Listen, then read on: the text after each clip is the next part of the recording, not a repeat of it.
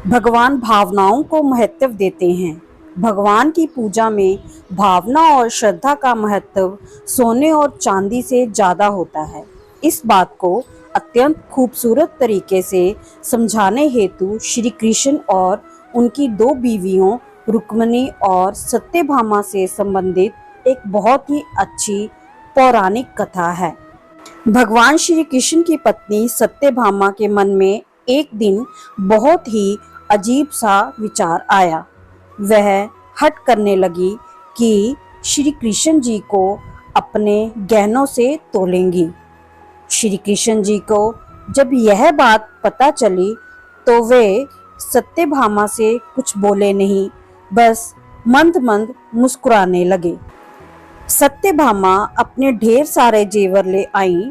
पलड़े के एक तरफ उन्होंने भगवान को बैठा दिया और दूसरी तरफ अपने जेवर रखने लगी, लेकिन पलड़ा अभी भगवान की तरफ ही झुका था। सत्यभामा के पास जेवरों की कोई कमी नहीं थी। वो जाकर और ढेर सारे जेवर ले आई, लेकिन पलड़ा जरा भी नहीं हिला। सत्यभामा ने अपने सारे जेवर तराजू पर रख दिए, लेकिन कोई फायदा नहीं हुआ। अंत में वह थक कर बैठ गई। तभी वहां रुक्मिणी का आगमन हुआ। सत्यभामा ने उन्हें सारी बात कह सुनाई। सत्यभामा की बात सुनकर तुरंत रुक्मिणी जी पूजा का सामान ले आईं।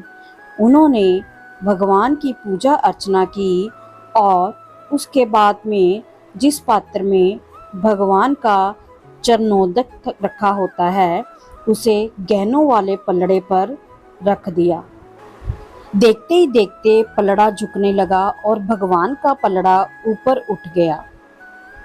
सत्यभामा हैरानी से सब कुछ देख रही थी। उसको समझ नहीं आ रहा था कि जो पलड़ा उनके इतने सारे गहनों से नहीं झुका, वो एक हल्के से पात्र से कैसे झुक गया। वे रुक्मिणी से इसका कारण पूछने लगी। तभी नारद मुनि जी वहां से भ्रमण करते हुए पहुंच गए। सत्यभामा की परेशानी समझकर वे इसका कारण उन्हें बताने लगे। नारद जी बोले, भगवान की पूजा में महत्व सोने चांदी के गहनों का नहीं होता, बल्कि सच्ची भावना और श्रद्धा का होता है। रुक्मिणी ने अत्यंत प्रेम से भगवान का पूजन किया, जिससे उनकी श्रद्धा और भक्ति की ताकत चरणोदक में समा गई।